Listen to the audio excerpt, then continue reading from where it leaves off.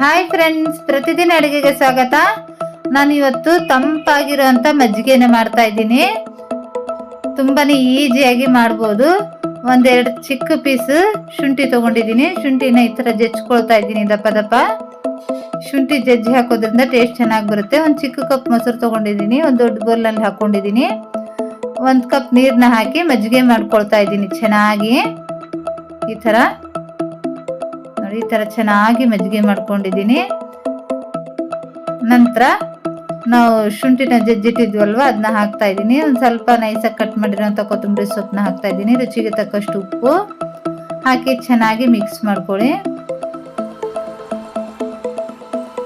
ನಂತರ ಒಂದು ಚಿಕ್ಕ ಪ್ಯಾನ್ನ ಬಿಸಿ ಇಟ್ಟಿದ್ದೀನಿ ಒಗ್ಗರಣೆಗೆ.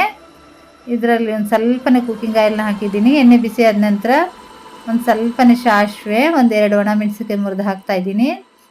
ಒಂದು ಸ್ವಲ್ಪ ಕರಿಬೇವು ಎಲೆನ ಹಾಕ್ತಾ ಇದ್ದೀನಿ. ಸ್ವಲ್ಪ ಒಗ್ಗರಣೆ ಕೆಂಪಗಾಗಿದೆ, ಇಷ್ಟಾದರೆ ಸಾಕು. ಈ ಒಗ್ಗರಣೆನ ಇದರಲ್ಲಿ ಹಾಕಿ ಒಂದು 4-5 ಐಸ್ ಕ್ಯೂಬ್ನ ಹಾಕ್ತಾ ಇದ್ದೀನಿ. ನಿಮಗೆ ಐಸ್ ಕ್ಯೂಬ್ ಇಷ್ಟ ಇಲ್ಲ ಅಂದರೆ ಸ್ಕಿಪ್ ಮಾಡ್ಬೋದು. ಮಿಕ್ಸ್ ಮಾಡಿ ರೆಡಿಯಾಗಿದೆ. ಈ ಬೇಸಿಗೆಯಲ್ಲಿ ಹೊಟ್ಟೆಯಲ್ಲಿ ತಂಪಾಗಿರುತ್ತೆ. ತುಂಬಾ ತಂಪಾಗಿ ತುಂಬಾ ರುಚಿಯಾಗಿರೋಂಥ ಈ ಮಜ್ಜಿಗೆನ ಖಂಡಿತ ಟ್ರೈ ಮಾಡಿ. ಈ ರೆಸಿಪಿ ಇಷ್ಟವಾದರೆ ಲೈಕ್ ಮಾಡಿ, ಶೇರ್ ಮಾಡಿ, ನಮ್ಮ ಚಾನಲ್ಗೆ ಸಬ್ಸ್ಕ್ರೈಬ್ ಮಾಡಿ.